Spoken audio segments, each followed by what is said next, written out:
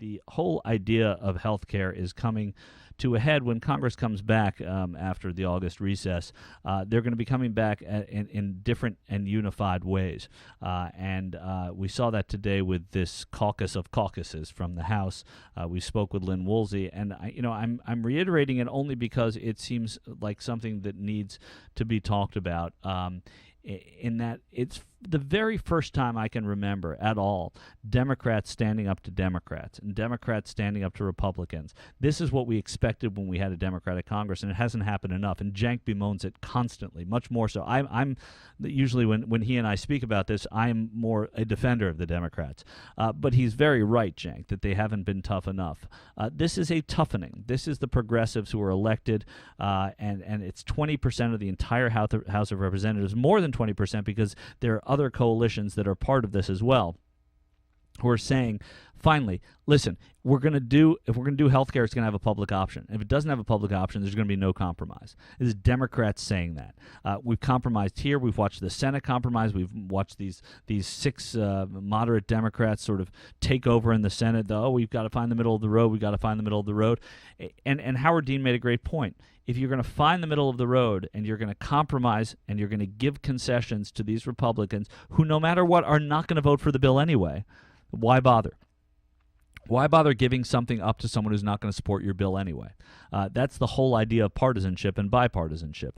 You give up a little and say, okay, I'll vote for this, but you have to give me this. But how about you give me this and I'm still not going to vote for it? Well, that's not the way the Democrats have to work. And it's frankly, in some instances during this whole healthcare debate, that's what's gone on. Unless you're getting something back for that concession, it is not at all worth even making that concession. And I feel that Lynn Woolsey put that into perspective today when she said, we are not going to settle for this. We're not going to settle for anything that does not have not just a public option, but a robust public option.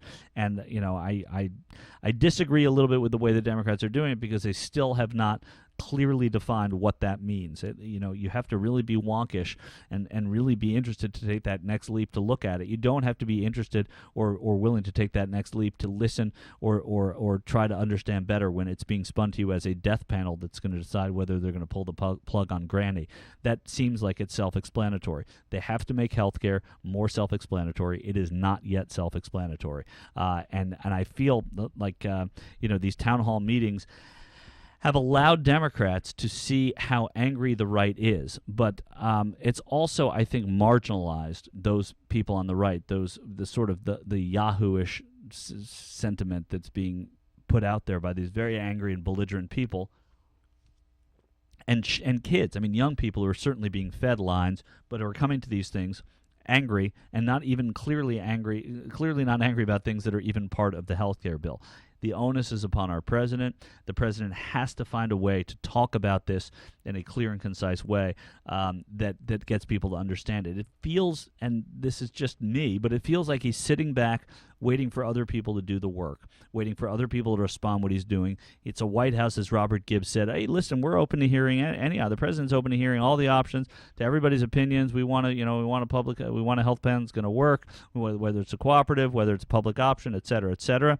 Well, I have to say, that's not the way the president needs to operate here. I think the American people are demanding that the president say, this is what we want, this is how we want it, and we want to participate with everybody on it. Can't get enough of the Young Turks? Well, then subscribe to the TYT's YouTube channel. What's the matter with you?